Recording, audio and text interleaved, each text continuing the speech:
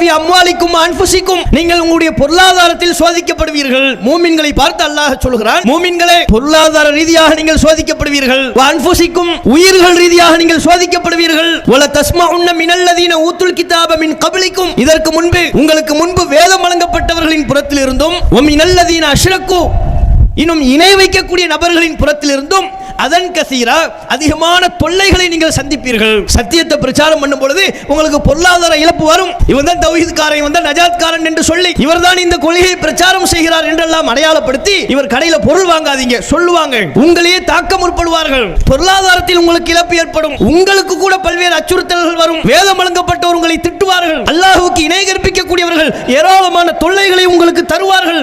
இதெல்லாம் அல்லாஹ் பட்டியல் போட்டுவிட்டு சொல்கிறான், வயின் தஸ்பிரு, நீங்கள் களத்தில் உறுதியாக நின்றால், பிரச்சார களத்தில் இது எல்லா சோதனைகளையும் தாண்டி உறுதியாக நின்றால், தத்தகு, உண்மையில் அல்லாஹ்வை பயந்து நடந்தால், ஃபைன்ன ஸாலிக மின் அஸ்மில் உமூர், அதுதான் மிக வலிமையான விஷயம் என்று அல்லாஹ் ரப்பல் ஆலமீன் திருக்குர்ஆனிலே சொல்லி தருகிறார். அஸ்ஸலாமு அலைக்கும் வரஹ்மத்துல்லாஹி வபரகாத்துஹு. கண்ணியத்திற்குரிய எல்லாமுள்ள அல்லாஹ்வின் நல்லடியார்களே, சத்தியத்தை சொல்வதில் சளைக்காத இப்ராஹிம் அலைஹிஸ்ஸலாம் என்கிற தலைப்பு வழங்கப்பட்டிருக்கிறது. மார்க்க பிரச்சாரத்தில் தங்களை ஈடுபடுத்திக் கொள்பவர்கள் மக்கள் மத்தியில் சத்திய பிரச்சாரத்தை முன்னின்று எடுத்துச் சொல்பவர்களுக்கு துணிச்சல் என்கிற ஒரு பண்பு மிக அவசியமாக இருக்க வேண்டும். காரணம் என்னவென்றால், மக்கள் மத்தியில் சத்திய பிரச்சாரத்தை நாம் எடுத்துச் சொல்கின்ற பொழுது அதனால் பலரும் பாதிப்படைவார்கள். யார் அசத்தியத்தில் இருக்கிறார்களோ, யார் பொய்யில் இருக்கிறார்களோ அவர்கள் பாதிப்படைவார்கள். திருக்குர்ஆன் நமக்கு எடுத்துரைக்கிற, நபிகள் நாயகம் எடுத்து சொன்ன உண்மையை மக்கள் மத்தியில் அவ்வாறே எடுத்து சொல்கின்ற பொழுது அந்த உண்மையினால் பாதிப்படையக்கூடிய மக்கள் ஓர் அணியாக திரண்டு பிரச்சாரத்தில் ஈடுபடக்கூடிய நபர்களுக்கு பல்வேறு எதிர்ப்புகளை உண்டாக்குவார்கள். வட்டி கூடாது என்று திருக்குர்ஆன் சொல்கிறது, நபிகள் நாயகம் சொல்கிறார்கள். அதன் அடிப்படையில் வட்டிக்கு எதிராக பிரச்சாரம் செய்கின்ற பொழுது யார் வட்டியை வைத்து ஆதாயம் அடைகிறார்களோ, மக்களை சுரண்டி பொருளாதாரத்தை தங்களுக்கு வளர்த்து கொள்கிறார்களோ வட்டியின் மூலமாக, அவர்கள் பாதிப்படைவார்கள். இஸ்லாத்தில் வட்டி தடுக்கப்பட்டிருக்கிறது, ஆகவே வட்டியில் நீங்கள் ஈடுபடாதீர்கள் என்று பிரச்சாரம் செய்யும் பொழுது யாரெல்லாம் முஸ்லிம்களில் அல்லது முஸ்லிம் அல்லாதவர்களில் வட்டிக்கடை நடத்தி கொண்டிருக்கிறார்களோ அவங்களெல்லாம் திரண்டு எதிர்ப்பு தெரிவிப்பாங்க. எதுக்கு இதை பற்றி பேசுகிறீர்கள்? ஏன் எங்களுக்கு வரக்கூடிய வியாபாரிகளை, எங்களிடம் வட்டி வாங்கக்கூடிய நபர்களை தடுத்து நிறுத்துகிறீர்கள்?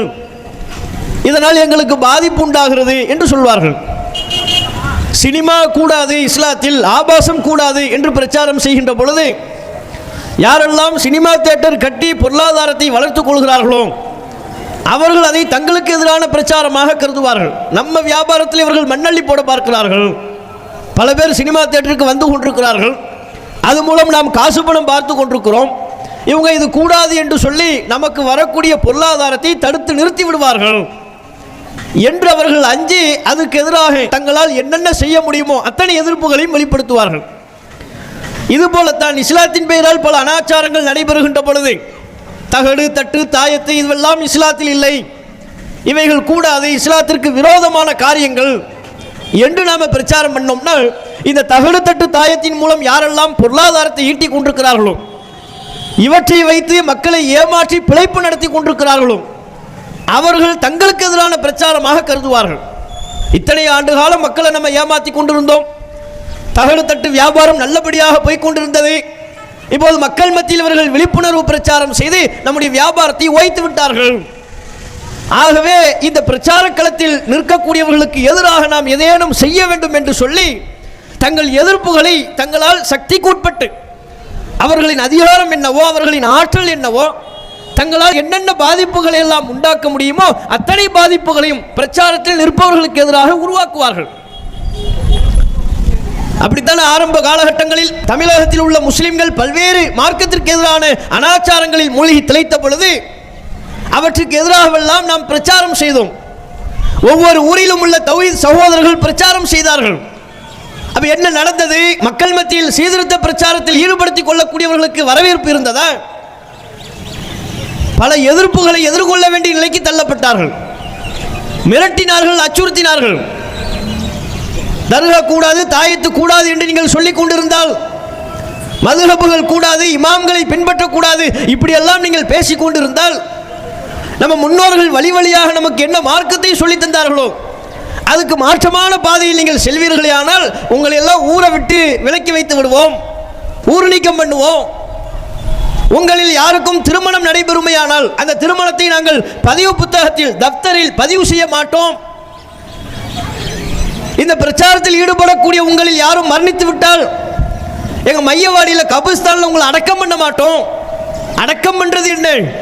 உங்களை சுமந்து செல்வதற்கு சந்தூக்கு பெட்டியை கூட தரமாட்டோம். இப்படியெல்லாம் அச்சுறுத்தினார்கள்.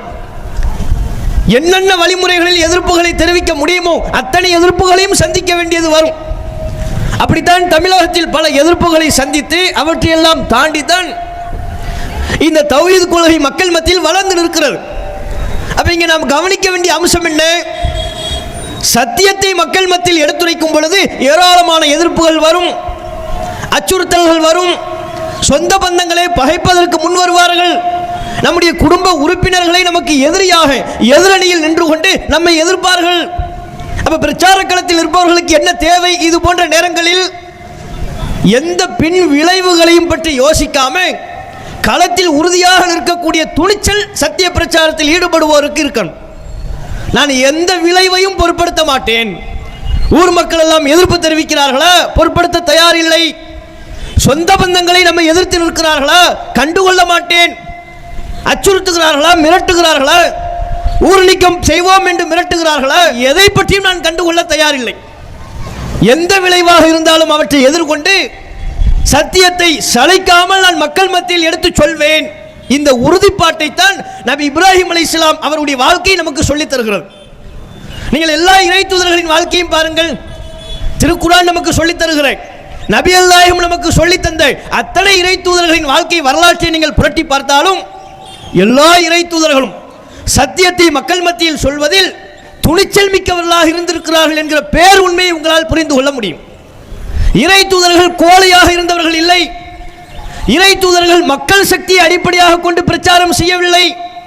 தன்னந்தனி நபராக தனித்து விடப்பட்டாலும் விளைவுகளை கண்டு அஞ்சாமல் தனி ஒரு நபராக இருந்தாலும் சரி, சமூகத்தில் புறையோடி போயிருந்த அத்தனை சமூக தீமைகளுக்கு எதிராகும், மிக குறிப்பாக அல்லாஹ்விற்கு இணை கற்பிக்கக்கூடிய இணை வைத்தல் என்கிற செயலுக்கு எதிராகவும் தௌஹீத் என்கிற கொள்கையை ஓங்கி ஒழிக்க செய்தார்கள்.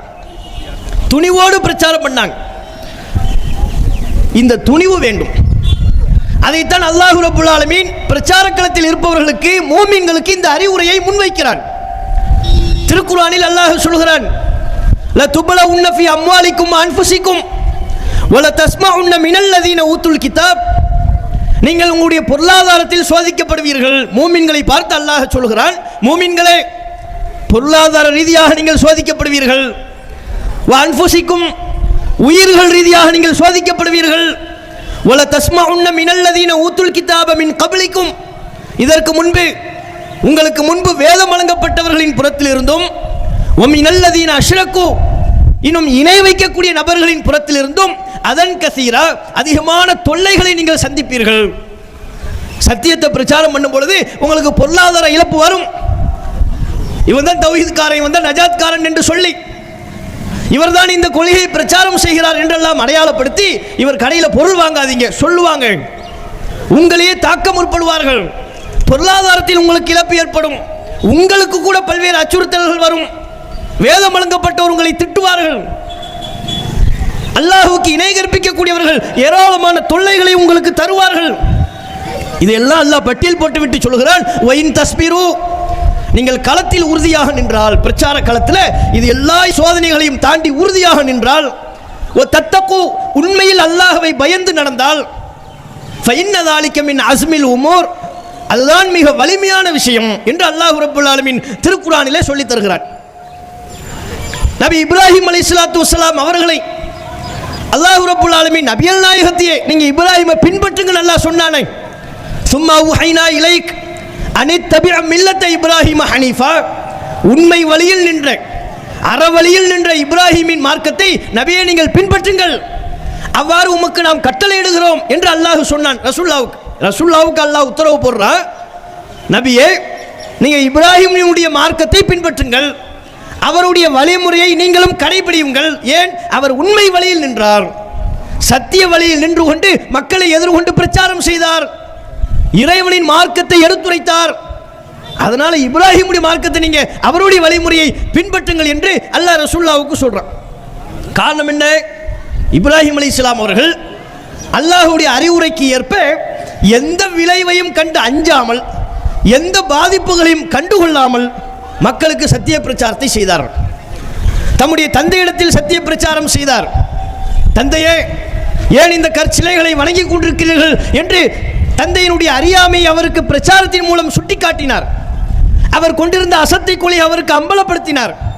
அப்ப தந்தை என்ன சொன்னார்? மிரட்டுறார். பிரச்சாரம் பண்ணும்போது எதிர்ப்பு வரும் என்பதற்கு இப்ராஹிம் நபியுடைய வாழ்க்கையை நீங்க பாருங்க. மிரட்டுறார்.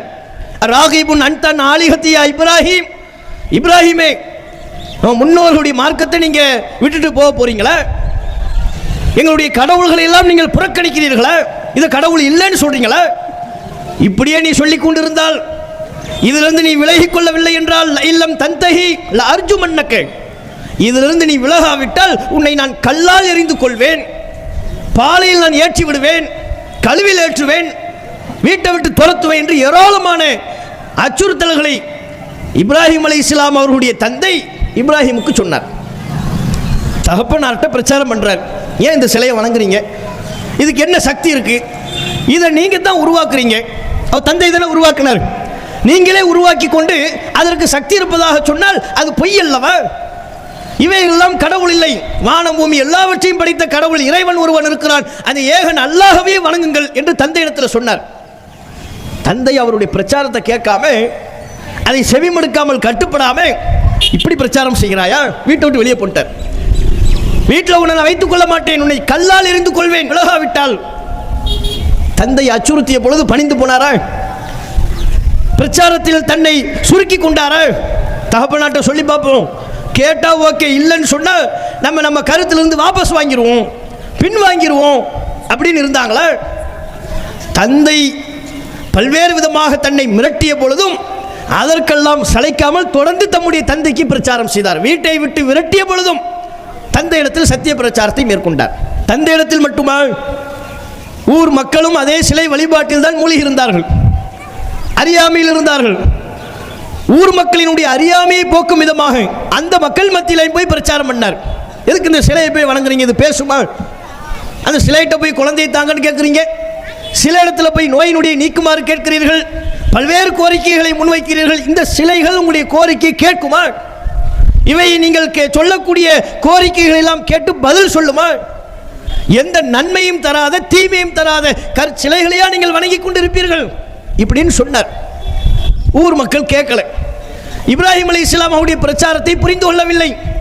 இப்ராஹிம் அலைஹிஸ்ஸலாம் அவர்கள் சொன்னார்கள், அந்த மக்களுக்கு புரிய வைக்க வேண்டும் என்பதற்காக, அவர்கள் பாஷையில் சொன்னால் தான் புரியும் என்பதற்காக திருவிழாவுக்கு போன பொழுது சிலைகளை எல்லாம், சின்னஞ்சிறிய சிலைகளை எல்லாம் தகர்த்து விட்டார். ஒரே ஒரு சிலை, பெரிய சிலையை மாத்திரம் விட்டு வைத்து விட்டார். ஊர் மக்கள் திருவிழா முடிச்சு வந்து பார்க்குறாங்க, பெரிய சிலை மாத்திரம் இருக்கிறது, சின்னஞ்சிறிய சிலைகள் எல்லாம் தகர்க்கப்பட்டிருக்கிறது. யார் இதை செஞ்சிருப்பான்னு பேசிக்கிறாங்க. இப்ராஹிம்னு ஒரு இளைஞர் இருக்கிறார். அப்போ ஒரு இளைஞர்னா என்ன அர்த்தம்? திருமணத்துக்கு முன்னால் இளமை பருவத்தில் இருக்கிறார். இப்ராஹிம் என்று ஒரு இளைஞர் இருக்கிறார். அவர் தான் இதையெல்லாம் செய்திருப்பார். காரணம், அவர் தான் இந்த சிலைகளுக்கு எதிராக பிரச்சாரத்தினை மேற்கொண்டார். சிலைகள்லாம் பேசாதுன்னு அவர் தான் சொன்னார், சிலை வணக்கம் கூடாது என்று அவர் தான் சொன்னார் அப்படின்னு சொல்றாங்க. கூப்பிடுங்க, இப்ராஹிமை கூப்பிடுங்கிறாங்க. ஊர் தலைவர்கள், பிரமுகர்கள் எல்லாம் இப்ராஹிம் அலைஹிஸ்ஸலாம் அவங்களே அழைக்கிறார்கள். அப்போ ஒரு இளைஞர், நீங்க பாருங்க, அவர் இளைஞராக இருக்கிறார். ஊர் தலைவர்கள், பிரமுகர்கள் எல்லாம் ஒன்று சேர்ந்து ஓர் அணியில் இருக்கிறாங்க. இப்ராஹிம் அலைஹிஸ்ஸலாம் அவர்கள் மட்டும் தனி நபராக ஒருவராக நின்று கொண்டிருக்கிறார். எல்லாரும் கேட்கிறார்கள், நீங்க தான் இதெல்லாம் உடைச்சிங்களா? இந்த நாச வேலையை பண்ணியது நீங்கள் தானா கேட்கிறாங்க, விசாரிக்கிறாங்க. இப்ராஹிம் அலைஹிஸ்ஸலாம் அவர்கள் இளைஞராக இருந்த அந்த நேரத்தில் இப்ராஹிம் அலைஹிஸ்ஸலாம் அவர்கள் பதில் சொன்னார்கள், அதே ஏன்ட்ட கேட்குறீங்க? அதான் ஒரு பெரிய சிலை இருக்கிறதே, கம்பீரமாக பெரிய சிலை இருக்கின்ற பொழுது நீங்கள் அதனிடத்தில் கேட்டு தெரிந்து கொள்ளலாமே. சின்ன சிறிய சிலைகளை எல்லாம் உடைத்தது யார் என்று பெரிய சிலைட்ட கேளுங்க, ஏன் ஏன்ட்ட கேட்குறீங்க அப்படின்ட்டார். குசு குசுன்னு பேசிக்கிறாங்க. ஊர் ஜமாத்தார்கள், பிரமுகர்கள்லாம் பேசிக்கிறாங்க. என்ன இவர் நம்ம கிட்ட பெரிய சிலையில் போய் பேச சொல்றாரு, சொல்லிட வேண்டியதான் அவர்கிட்ட சொல்றாங்க. என்ன இப்ராஹிமே, உமக்கு தெரியாதா இந்த சிலை எப்படி பேசும்? இதுகிட்ட போய் கேட்டால் சொல்லுமா அப்படின்னு அவங்க பதில் சொல்கிறாங்க. பதிலை வாங்கிட்டார், திருப்பி கொடுக்குறாரு. இதைத்தானப்ப நானும் சொன்னேன், சிலைகள் பேசாது, உங்களுடைய கோரிக்கைகளை செவிமடுக்காது, அவைகளிடத்தில் நீங்கள் குழந்தை வரத்தை கேட்டால் தராது, அவைகளிடத்தில் நோயினுடைய நீக்குமாறு கேட்டால் அந்த கோரிக்கையை செவிமடுத்து உங்களுடைய தேவையை பூர்த்தி செய்யாது. சிலை எப்படி பேசும்? பேசாத ஒன்றை, கேட்காத ஒன்றை ஏன் வணங்குகிறீர்கள்? உங்களுக்கு எந்த நன்மையும் தராது, தனக்குத்தானே நன்மை செய்து கொள்ள முடியாத இந்த சிலைகளை ஏன் வணங்குகிறீர்கள் என்று கேட்டார் ஊர் மக்களுக்கு எதிராக. இந்த பிரச்சாரத்தை செய்வதற்காகத்தான் சின்னஞ்சிறிய சிலைகளையே அவர் தகர்த்தார். அப்ப பாருங்க, இப்படி செய்த பொழுது ஊர் மக்கள்லாம் சேர்ந்து எதிர்ப்பு தெரிவித்தாங்க.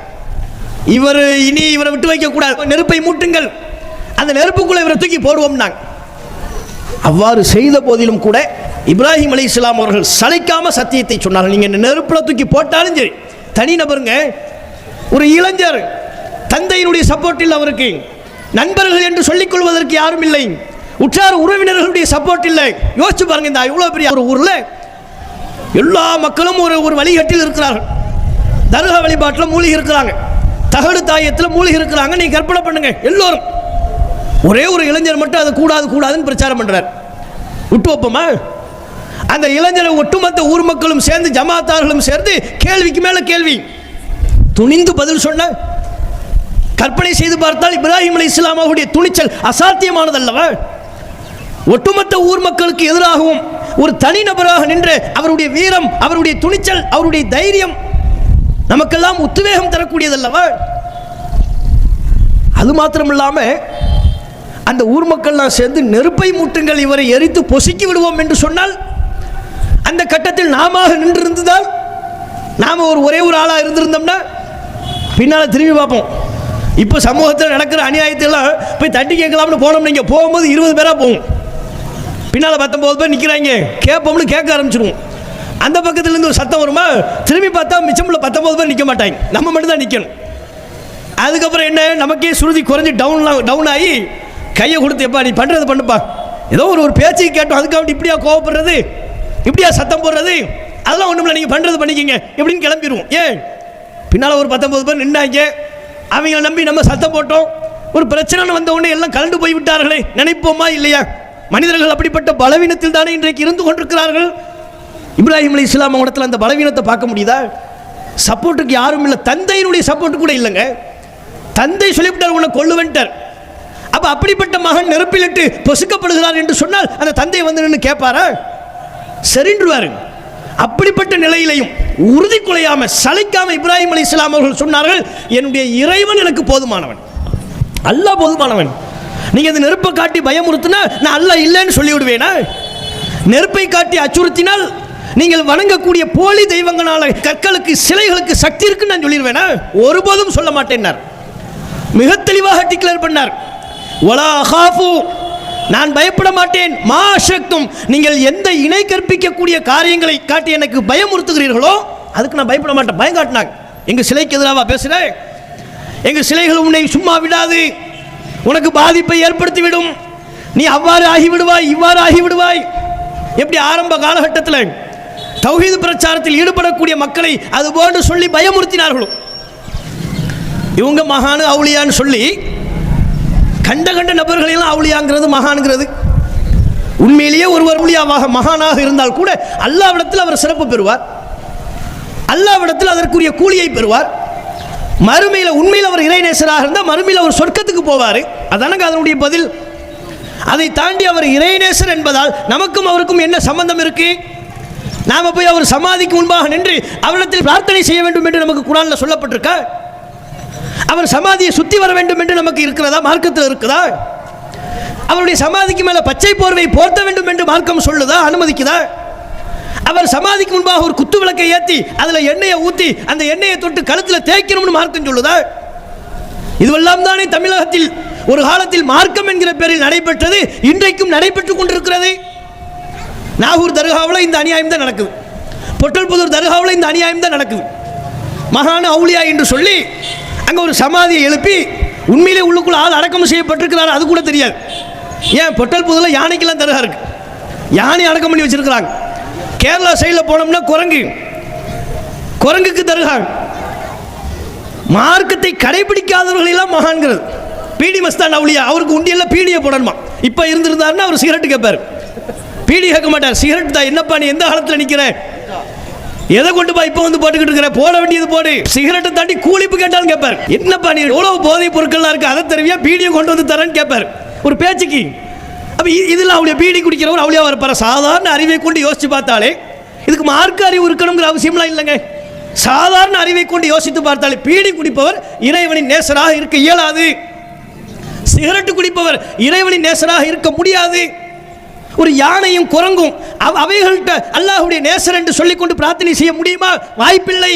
சாதாரண அறிவை கொண்டு யோசிச்சு பார்த்தாலே தெரியும். ஆனால் இப்படிப்பட்ட விஷயங்களை தமிழகத்தில் காலம் காலமாக செய்து கொண்டிருந்தார்கள்.